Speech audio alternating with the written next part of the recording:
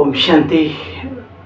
आप सभी बाबा के अव्यक्त फरिश्तों को आज आइए सुनते हैं बाबा की अव्यक्त वाणी 7 मई 2023 के महावाक्यों का सार। और इस अव्यक्त वाणी से करते हैं अपने जीवन को शक्तिशाली, सुसंस्कारों से सजाते हैं। बीते हुए परसों की बाबा की साकार मुरली के महावाक्य मुझे याद आते हैं। बच्चे, तुम ईश्वरीय सेना हो, तुम भगवान के घर की शोभा हो, शोभा। और बहुत ही सुंदर गीत, नाच करेगी दुनिया तुम पर, दुनिया की तस्वीर हो, आने वाले कल की तुम तकदीर हो। तो ये जो बाबा की वाणियां हैं, बाबा की मुरलियां हैं, ये हमें श्रेष्ठ प्रेरणा देती हैं इस जीवन को आगे बढ़ाने के लिए, अपने इस ब्राह्मण जीवन में दिव्यता भरने के लिए, प्रभु प्रेम और अटूट कैसे जुड़े, वो सारी बातें। और वर्तमान आज जो हम बाबा की मुरली सुन रहे हैं, सुनते सुनते अगर आपको फील नहीं हुआ, महसूस नहीं हुआ, तो मेरे मीठे मीठे बहनों भाइयों, कोई फायदा नहीं है सुनने का। सागर के किनारे जाते हो, ठंडक मिलती है, ऐसी बात नहीं है कि बिल्कुल फायदा नहीं, ये गलत है। लेकिन फिर भी भंडार मिला है तो कुछ तो डूब कर उसमें से निकालो। ये ईश्वरीय वाणी हमें एहसास करा रही है कौन से जीवन को जी रहे हो, तुम्हारा पालनहार कौन है, महसूस करते चलो। बाबा ने कहा था पिछले रविवार की मुरली में, बच्चे रियलाइजेशन क्यों नहीं होती? क्योंकि हम किसी भी बात को बार बार रिवाइज नहीं करते। और अनुभूति ही सबसे बड़ी ताकत होती है मनुष्य की, सबसे बड़ी अनुभव, अनुभूतियां। तो आइए सुनते हैं आज बाबा की अव्यक्त मुरली का सार। परमात्म पालना और विश्व परिवर्तन शक्ति का प्रत्यक्ष स्वरूप, सहज योगी जीवन। ये रिवाइज कोर्स है 26/11/1994 की मुरली। परमात्म पालना और परिवर्तन शक्ति का प्रत्यक्ष स्वरूप, सहज योगी जीवन। आज बाप दादा हर एक बच्चों के मस्तक पर विशेष श्रेष्ठ भाग्य की 3 लकीरें देख रहे हैं। सर्व बच्चों का भाग्य तो सदा सर्वश्रेष्ठ है ही है। महसूस करो बाबा के सामने, अव्यक्त बाप दादा के हम बैठे हुए हैं और बाबा के महावाक्य विशेष हमारे लिए उच्चारित किए जा रहे हैं। बाबा हमारे लिए बोल रहे हैं। लेकिन आज विशेष 3 लकीर मस्तक पर चमक रही हैं जो बाप दादा महसूस कर रहे हैं बच्चों की। एक है परमात्म पालना के भाग्य की लकीर, एक है परमात्म पालना के भाग्य की लकीर, दूसरी बेहद के ऊंचे ते ऊंचे पढ़ाई के भाग्य की लकीर, और तीसरी है श्रेष्ठ मत यानी श्री मत प्राप्त होने के भाग्य की लकीर। बस इन चीजों को महसूस करना है। हमारा पालनहार कौन है, कितनी ऊंची पढ़ाई आत्मा की, परमात्मा की सृष्टि चक्र की, मनुष्य से देवत्व पद पाने की। और जो तीसरी है श्रीमत, जो सदगुरु की मिलती है, जिससे सदगति होती है। तो श्रीमत किसकी है? ये हमारे भाग्य की बात है कि हमें भगवान की श्रीमत मिल रही है। दुनिया में कहा जाता है एक राय देने वाला, रास्ता दिखाने वाला, मत देने वाला अगर अच्छा मिल जाए आपको, तो आपका जीवन चमक उठता है। दूसरी जगह वही शकुनी जैसा मामा मिल जाए या आजकल जो, तो फिर जीवन नरक तुल्य भी बन सकता है। तो तो डिपेंड करता है अपने भाग्य पर कि हमें राय बहादुर कैसे मिलते हैं जिंदगी में। और हम सभी ब्राह्मणों का परम सौभाग्य है कि हमारा राय बहादुर स्वयं निराकार परमपिता परमात्मा ज्ञान का सागर, जो सर्वहितैषी और पूरे ब्रह्मांड का सर्व का कल्याणकारी है, वो कभी गलत राय देता नहीं है ना। तो ये भी एक श्रेष्ठ भाग्य की बात है, इसको भाग्य समझकर महसूस करो। तीसरी है, एक बार और सुनेंगे, एक है परमात्म पालना के भाग्य की लकीर, दूसरी है बेहद के ऊंची पढ़ाई के भाग्य की लकीर। बच्चे, तीसरी है श्रेष्ठ मत प्राप्त होने के भाग्य की लकीर। चाहे लौकिक चाहे अलौकिक, हर एक को इस जीवन में ये तीन प्राप्तियां होती ही होती हैं। आम जनमानस को भी पालना भी मिलती है बच्चे, और पढ़ाई भी मिलती है, तो मत भी मिलती है। इन तीनों द्वारा ही हर आत्मा अपना वर्तमान और भविष्य बनाने के निमित्त बनती है। आप सभी श्रेष्ठ आत्माओं को परमात्म पालना भी कितनी श्रेष्ठ मिल रही है। किसकी पालना मिल रही है? परमात्म पालना के अंदर पल रहे हो। जैसे परम आत्मा ऊंचे हैं, तो पालना भी परम यानी ऊंचे ते ऊंची है ना। और इस परमात्म पालना के पात्र कौन बने और कितने मुट्ठी भर बने? हम सब हैं, है ना। बाबा महसूस करा रहे, सारे विश्व की आत्माएं बाप कहती तो हैं, लेकिन पालना और पढ़ाई के पात्र नहीं बनती बच्चे। और आप कितनी थोड़ी सी आत्माएं इस भाग्य के पात्र बनती हो, ये फील करो। कितने कोटों में कोई और कोई में कोई हम बाबा के बच्चे। तो देखो, सारे कल्प में यही थोड़ा सा समय परमात्म पालना मिलती है, ये संगम का समय। देखो बच्चे, दैवी पालना, मानव पालना, ये तो अनेक जन्म मिलती है, लेकिन ये श्रेष्ठ परमात्म पालना पूरे कल्प में कभी नहीं मिलती। तो ऐसे श्रेष्ठ भाग्य की लकीर सदा अपने मस्तक में चमकते हुए अनुभव करते हो। तो पूछ रहे हैं, सदैव ये श्रेष्ठ भाग्य की तकदीर की लकीर चमक रही है हमारी, ऐसा अपने मस्तक के मध्य अनुभव करते हो? क्वेश्चन मार्क है। कोई भी प्राप्ति सदा करना चाहते हो बच्चे, या कभी कभी करना चाहते हो? बोलो। प्राप्ति का पुरुषार्थ भी तो फिर सदा का चाहिए ना। प्रैक्टिकल क्या है?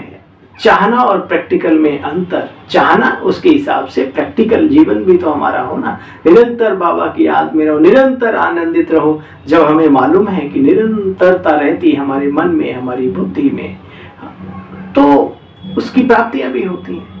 जैसे ही बाबा की याद भूलती है, पालना भूलती है, प्राप्तियां भूलती हैं, तो उसका उलट भी हम महसूस कर ही लेते हैं। तो बाबा कहते हैं बच्चे, चाहना और प्रैक्टिकल में अंतर हो जाता है। सोचते तो बहुत हो, लेकिन स्मृति में कम रखते हो। सोचना स्वरूप बनना या स्मृति स्वरूप बनना है। स्मृति स्वरूप बनने वाले हो ना, तो एक बात भी स्मृति में रखो कि अमृत वेले आपको उठाने वाला कौन। एक बात भी स्मृति में रखो, चाहे रात को 3 बजे सो तो भी 3:15 आंख खुलती है ना। ऐसा होता है। कैसे? विचार करो। अमृत वेले उठाने वाला कौन? उठाता है ना बाप बड़े प्यार से, लेकिन उठाता वो नहीं है जो बाबा की याद में सोते हैं, जो बाबा को दिल से जुड़े हुए रहते बाबा के साथ। वरना कुंभकर्ण की नींद सोने वाले, कुंभकर्ण के खानदान से जुड़े रहने वालों को बाबा क्या जगाए, क्यों जगाए, है ना। तो बाबा कहते हैं बच्चे, प्यार, बाप का प्यार उठाता है ना, यानी बाप उठाता है। भाई बाबा को याद करना है तो स्नेह होगा जिसके दिल में, वही तो सुबह सुबह जगेगा। दिन का आरंभ कितना श्रेष्ठ होता है, दिन का आरंभ कितना श्रेष्ठ होता है।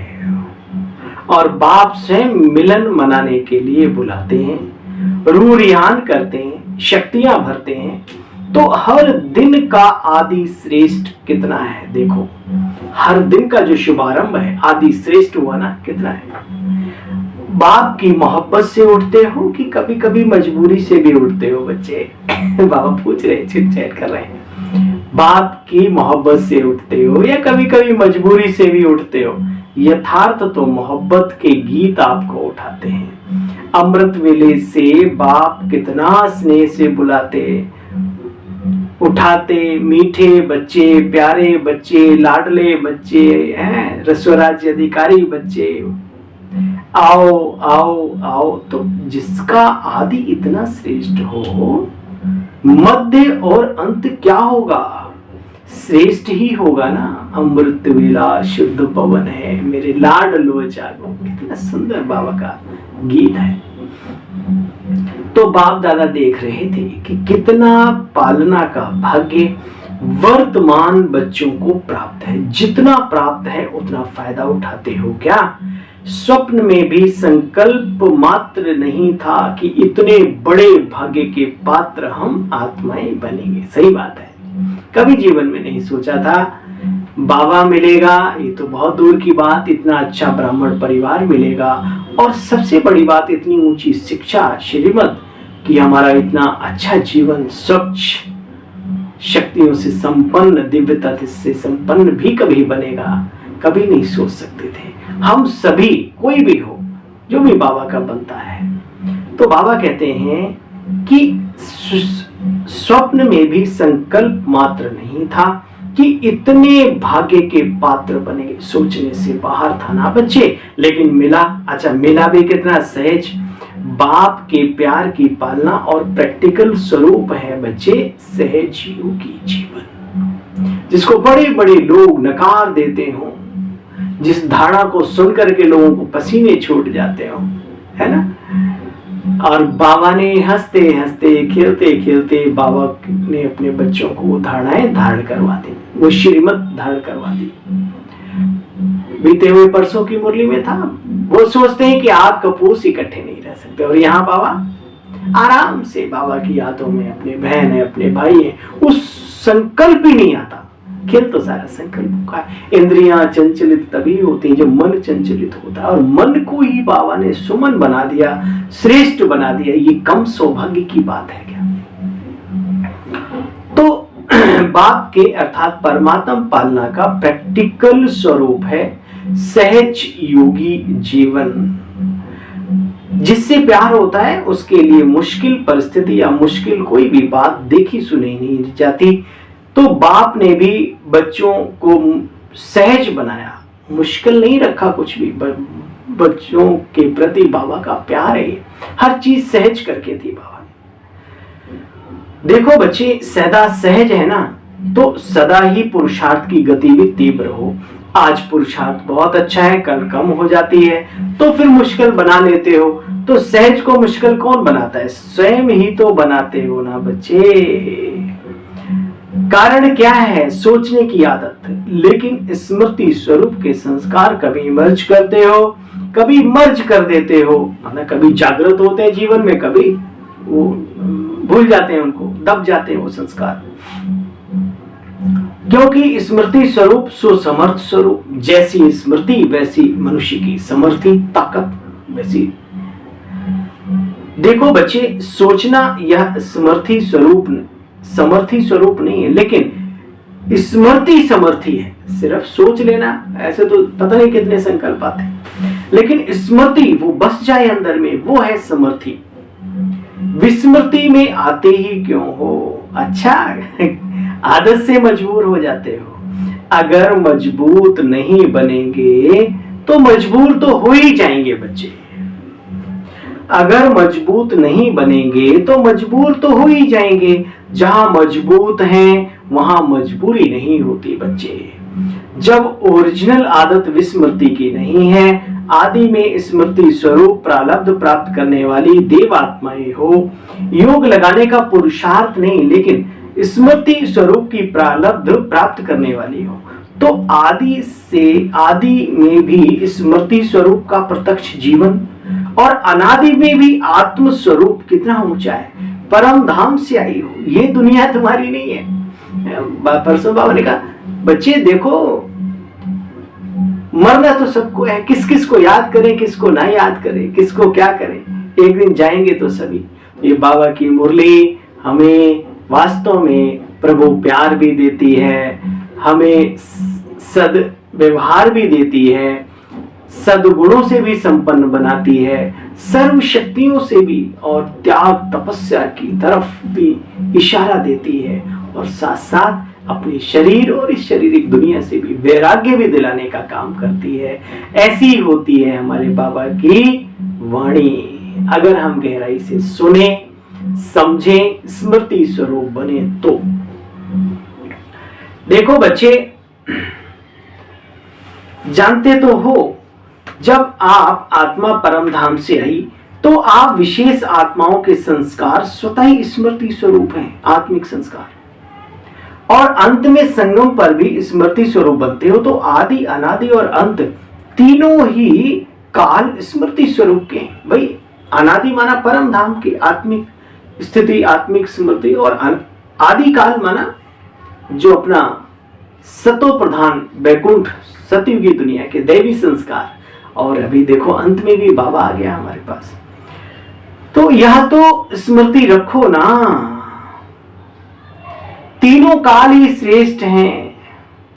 विस्मृति तो बीच में आई है, द्वापर में और कलयुग में।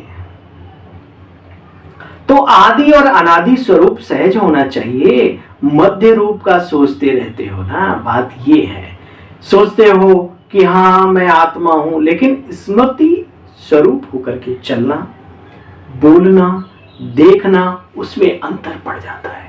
वो अंदर में आत्मिक स्वरूप जो हम हैं जैसे भी है वो आ जाए। तो यह स्मृति में रखो कि हम परमात्म पालना के अधिकारी आत्मा हैं। नशा रहेगा, आनंद रहेगा, मौज रहेगी, मौज बरसती रहेगी। तो बच्चे देखो, याद रखो कि हम परमात्म पालना के अधिकारी आत्माएं हैं। टाइम, हाँ, पेपर तो आते हैं और आते ही रहेंगे। पेपर का टाइम कम होता है, लेकिन व्यर्थ सोचने का जो संस्कार होने के कारण पेपर का टाइम स्वयं ही बढ़ा लेते हो। सेकंड पूरा हुआ, निर्विकल्प स्थिति बन जाए, इन संस्कारों को इमर्ज करो। इसको बाबा कहता है करते हुए भी अकर्ता, अशरीरी, अव्यक्त, अलौकिक स्थिति। बाबा कहते हैं वो उपराम स्थिति हमारी बनी रहे। सेकंड पूरा हो, कोई संकल्प आया, दृष्टि गई, शब्द, कोई मन में कोई ऐसा, चलो जो भी हुआ हुआ, एक सेकंड के बाद निर्विकल्प, कोई संकल्प व्यर्थ ना हो। इतनी आदत पक्की, आगे के लिए फिर और अच्छे से समझ जाओ। सेकंड पूरा हुआ, निर्विकल्प स्थिति बन जाए, ये संस्कार इमर्ज करो। निर्विकल्प बनना आता है, कईयों को आता ही नहीं है। अपने श्रेष्ठ भाग्य को स्मृति में लाकर बच्चे सदा हर्षित रहो। अपने परमात्म पालना को बार बार स्मृति में लाओ कि हम परमात्म पालना के अधिकारी आत्माएं हैं। छोटे मोटे पेपर, छोटी मोटी बातें कहां नहीं आती, किस पर नहीं आती, और क्यों ना आए। बनने तो चले हो बादशाहों का बादशाह, राजाओं का राजा, बिना पेपर दिए पास हो जाएंगे क्या? तो बाबा कहते ब्राह्मण जीवन में जो परीक्षाएं आती हैं उसमें परिवर्तन करने की शक्ति आवश्यकता होती है। परिवर्तन करने की शक्ति आवश्यक होती है। जब व्यर्थ संकल्प चलते हैं तो समझते भी हो अंदर में कि ये व्यर्थ है, लेकिन व्यर्थ संकल्पों का बहाव इतना तेज होता है जो अपनी तरफ खींच लेता है। जब भी कोई गलत कार्य, गलत संकल्प आता है, गलत, तो मन में आता है कि नहीं ये रॉन्ग है, लेकिन फिर भी उसका जो स्पीड बड़ी हाई होती है जो अपनी तरफ खींच लेती है बहाव।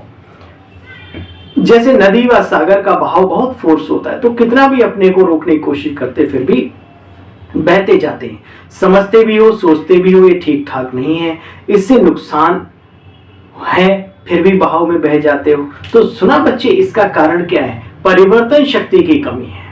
पहला विशेष परिवर्तन स्वरूप का परिवर्तन, कि मैं ये शरीर नहीं हूं, मैं अशरीरी दिव्य अलौकिक शक्ति पुंज, मैं परम धाम निवासी अजर अमर अविनाशी आत्मा हूं जो मस्तक के मध्य विराजमान हूं। ये शरीर नहीं है। कभी महसूस करो कि मैं गया तो ये पट पड़ा खत्म हो जाएगा, तो वैल्यू तो हमारी है। उसको स्मृति में बार बार लाओ तो निर्विकारी निर्विकल्प अशरीरी अवस्था स्वतः ही बनी रहेगी। बाबा कहते हैं बच्चे देखो, पहला परिवर्तन, पहला विशेष परिवर्तन अपने स्वरूप का परिवर्तन। मैं ये शरीर नहीं हूं लेकिन मैं आत्मा हूं, यह स्वरूप का परिवर्तन है बच्चे। यह आदि परिवर्तन है। पहला परिवर्तन इसी को करना है, आदि शुरुआत। ज्ञान हमारा यहीं से शुरू होता है, एंड भी यहीं पे होगा। सेकंड, इसमें भी चेक करो, जब देह भान यानी देह अभिमान या देह भान का फोर्स आता है तो आत्म अभिमान के स्वरूप में टिक सकते हो या बह जाते हो। उस समय पे देखो, जब देह अभिमान आ रहा है, क्या उस समय पर आत्मिक स्थिति रहती है हमारी? अभ्यास करो, प्रैक्टिस करो। कभी भी छोटी छोटी बातों में हमारी इंद्रियां कंट्रोल में है। बहन है, आप भाई हैं, कोई भी आपको बहुत तेज कोई भूख, कोई प्यास, कोई ऐसा सिस्टम जो शरीर से बाहर जाना जाता है, मान लो हाँ बाथरूम लगी या कुछ ऐसा, आप देखो माइंड को हटा लो वहां से। अब आपको लगी थी सुबह, अब 4 घंटे के बाद याद आता है अरे वहां तो मुझे प्यास लगी थी। अरे बीच में टाइम कहाँ चला? क्योंकि आपका माइंड हट गया। इसी तरीके से चेक करो बाकी चीजों में। जैसे ही देह अभिमान हावी हो, आत्मिक स्वरूप में आ जाओ, बाबा के आनंद में खो जाओ। देखो कुछ क्षण होते हैं, वो कुछ सेकंड होते हैं, अगर आपने कंट्रोल कर लिया तो बाबा कहते हैं उसका अभ्यास चाहिए। बाबा कहते हैं बच्चे चेक करो, जब देह भान का फोर्स होता है तो आत्म अभिमान के स्वरूप में टिक सकते हो या बह जाते हो। चेक करो, अगर सेकंड में परिवर्तन शक्ति काम आ जाए तो समय, संकल्प, शक्ति सब कुछ बच जाता है। वेस्ट में बेस्ट जमा हो जाता है। वेस्ट नहीं होता कुछ, बेस्ट हो जाते हो आप। परिवर्तन शक्ति है पहली शक्ति, स्वरूप का परिवर्तन, और फिर है स्वभाव का परिवर्तन। आप कहते हो ना मेरा स्वभाव है, मेरा स्वभाव है, पुरुषार्थी जीवन है। बाबा कहते बच्चे, कई बच्चे कहते मैं चाहता नहीं, चाहती नहीं हूं, लेकिन मेरा स्वभाव है। ब्राह्मण बन गए तो जन्म बदल गया, संबंध बदल गया, माँ बाप बदल गए, परिवार बदल गया, स्वभाव नहीं बदला क्या? कपड़े बदल गए, खान पान बदल गया, रहन सहन बदल गया, तो ये पुराने स्वभाव का क्यों रोना रोते हो? हमारी तो आदत ऐसी है। तो ये ठीक नहीं है, अपने को धोखा देने वाली बात है। तो फिर रॉयल शब्द कहते हो मेरी नेचर। अच्छा, तो पहली कमजोरी स्वरूप का परिवर्तन, दूसरा स्वभाव का परिवर्तन, तीसरा संकल्पों का परिवर्तन। अभी इनको परिवर्तन करना है भाई।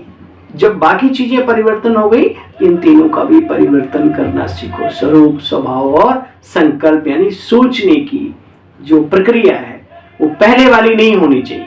अब बाबा के बने हो, एक नई युग की तैयारी कर रहे हो, एक नया जीवन भगवान ने दिया है, तो सोच भी नई ही होनी चाहिए, अच्छी वाली होनी चाहिए।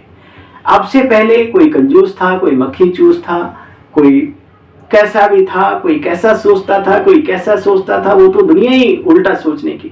लेकिन अब हमें इस पर भी अंकुश लगाना है। बाबा के बने तो हमारी सोच यानी संकल्प भी परिवर्तन हो, स्वभाव भी परिवर्तन हो, संस्कार भी परिवर्तन हो, जिसको बाबा कहते हैं, और स्वरूप का परिवर्तन, जिसको बाबा कहते हैं।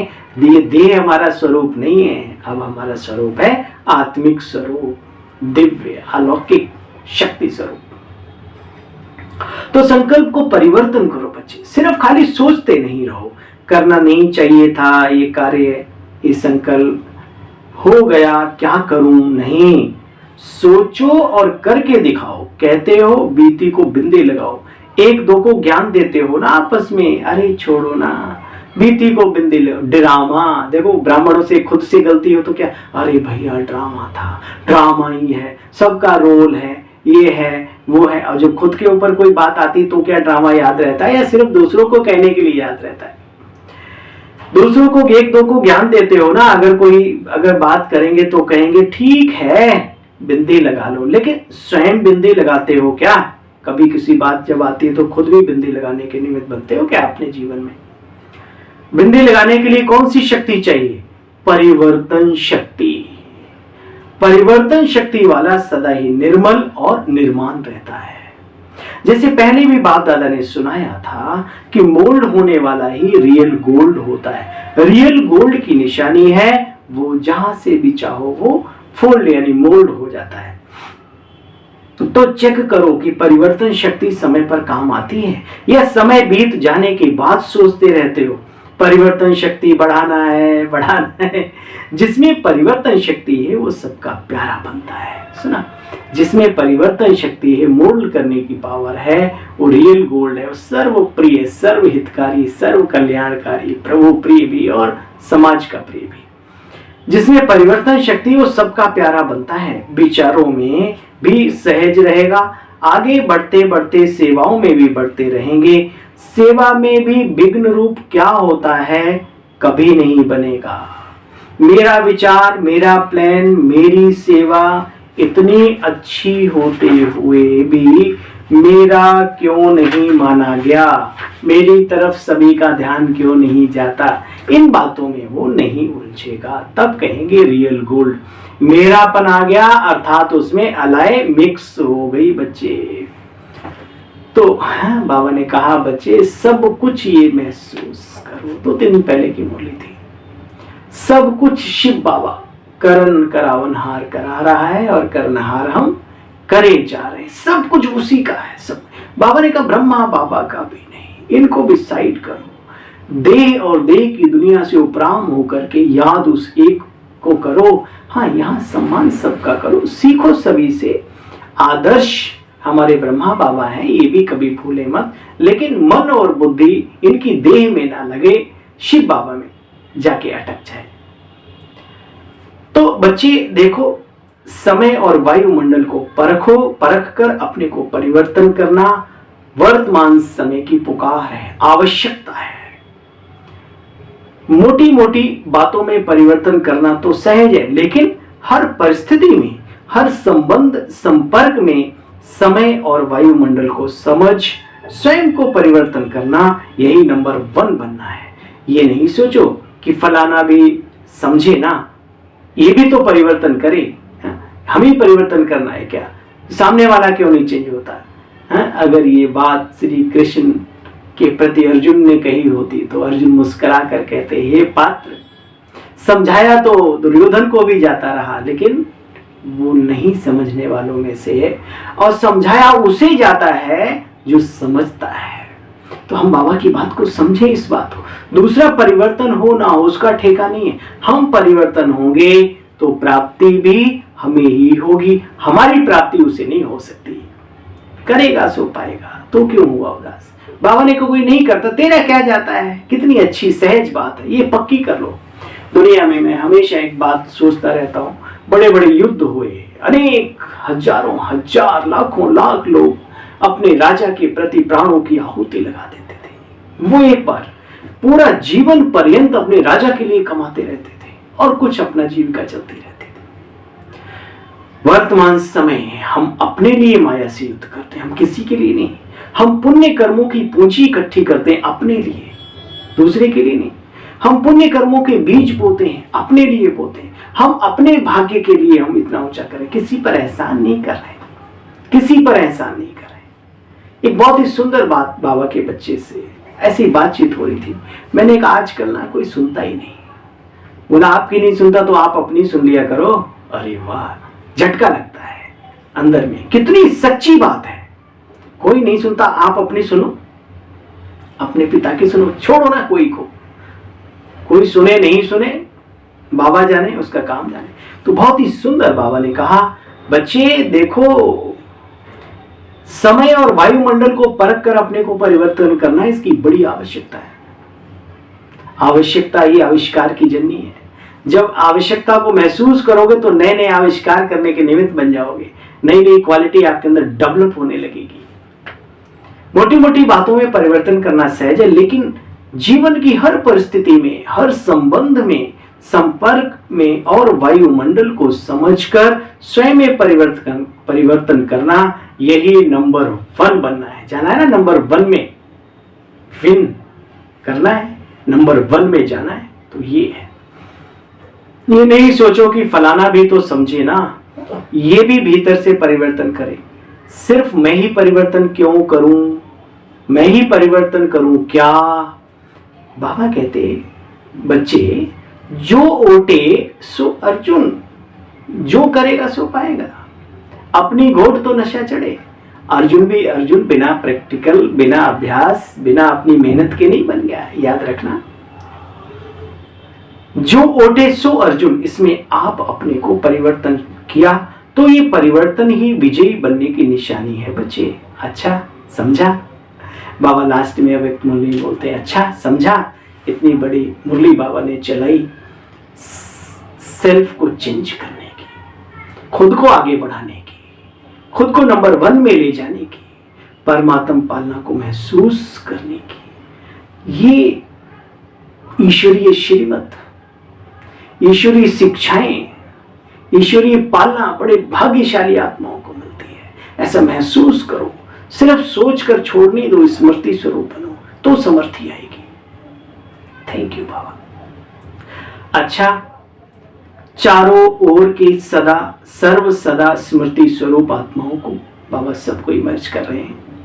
चारों ओर के सर्व सदा स्मृति स्वरूप आत्माओं को सदा सेकंड में परिवर्तन शक्ति द्वारा स्व परिवर्तन करने वाली श्रेष्ठ आत्माओं को, सदा सहज योगी अनुभव करने वाले अनुभवी आत्माओं को, सदा बाप के समीप और समान बनने वाली उमंग उत्साह में रहने वाली सब आत्माओं को बाप दादा का याद प्यार, गुड मॉर्निंग और नमस्ते। हम सब रूहानी बच्चों की रूहानी बाप दादा आपको भी याद प्यार, गुड मॉर्निंग और नमस्ते नमस्ते नमस्ते। थैंक यू मीठे बाबा। जीवन बनाने वाले आपका लाख शुक्रिया, लाख शुक्रिया। आइए वरदानी बाबा का वरदान। स्नेह की लिफ्ट द्वारा उड़ती कला का अनुभव करने वाले अविनाशी स्नेही भव। स्नेह की लिफ्ट द्वारा उड़ती कला का अनुभव करने वाले अविनाशी स्नेही भव सदा के। डिटेल है, मेहनत से मुक्त होने के लिए बाप के स्नेही बनो। किसके स्नेही बनो? बाबा के प्रिय बनो। मेहनत से मुक्त होने के लिए एक बाप के स्नेही बनो। यह अविनाशी स्नेह ही अविनाशी लिफ्ट बन उड़ती कला का अनुभव कराएगी। लेकिन यदि स्नेह में अलबेलापन है तो बाप से करंट नहीं मिलती और लिफ्ट काम नहीं करती। जैसे लाइट बंद होने से, कनेक्शन समाप्त होने से लिफ्ट द्वारा सुख की अनुभूति नहीं कर सकते, फंस जाते ना उसमें। ऐसे स्नेह कम है तो मेहनत ज्यादा अनुभव है। बाबा से कनेक्शन जो है डिस्कनेक्ट हो जाता है तो फिर अपनी हाथ पैर मारना शुरू करते हैं, अपनी बुद्धि चलानी शुरू करते हैं। बाबा इतना बड़ा कार्य कर रहा है, उसको सोचने की बजाय, थैंक यू देने की बजाय अपनी बीमारी वाली बुद्धि लगा लेते हैं, बीमार बुद्धि को। तो बाबा फिर हाथ खींच लेता है। इसलिए सरल रहो, प्रभु प्रिय रहो, प्रभु स्नेही रहो, सब कुछ। देखो बच्चे, इसलिए अविनाशी स्नेही बनो। अविनाशी मेहनत नहीं अनुभव करनी ब्राह्मण जीवन में तो अविनाशी स्नेह, सदा प्रभु प्रेमी। प्रेम से प्रकट हो तो भगवंता। अरे वो प्रकट होने के बाद भी उसी की बात कर रहे हैं बच्चे। प्रेम प्रेम प्रेम प्रेम। इसलिए अविनाशी स्नेही बनो। स्लोगन है, शुभ संकल्प और दिव्य बुद्धि के यंत्र द्वारा तीव्र गति की उड़ान भरते रहो, भरते रहो, भरते रहो। सुना? स्लोगन है, शुभ संकल्प और दिव्य बुद्धि के यंत्र द्वारा तीव्र गति की उड़ान भरते रहो, भरते रहो, भरते रहो। ओम शांति, ओम शांति, सुख शांति आनंद सब कुछ प्राप्त करते हुए बाबा की यादों में मस्त रहते हुए इस जीवन को काटो नहीं, सफल करो, सफल उड़ो और उड़ाओ। परमात्म पालना और परिवर्तन शक्ति का प्रत्यक्ष स्वरूप है सहज योगी जीवन। ठीक है, जो संकल्पों में भी नहीं था, स्वप्न में भी नहीं था, उससे कई गुना ज्यादा बाबा की ने अपने अपने बच्चों को, बाबा ने अपने बच्चों को प्राप्तियां करा दी। ये कम बात है क्या? तो चलो प्रभु प्राप्तियों में, प्रभु शक्तियों में, प्रभु के द्वारा दी हुई शिक्षाओं में रमते चलो और स्मृति स्वरूप के साथ इस समर्थियां अपनी इकट्ठी करते चलो। चलिए अपने इस भाई को भी आज्ञा दीजिए और पुनः मिलते हैं कल बाबा की साकार मूल्य के साथ। तब तक के लिए ओम शांति, ओम शांति, ओम शांति।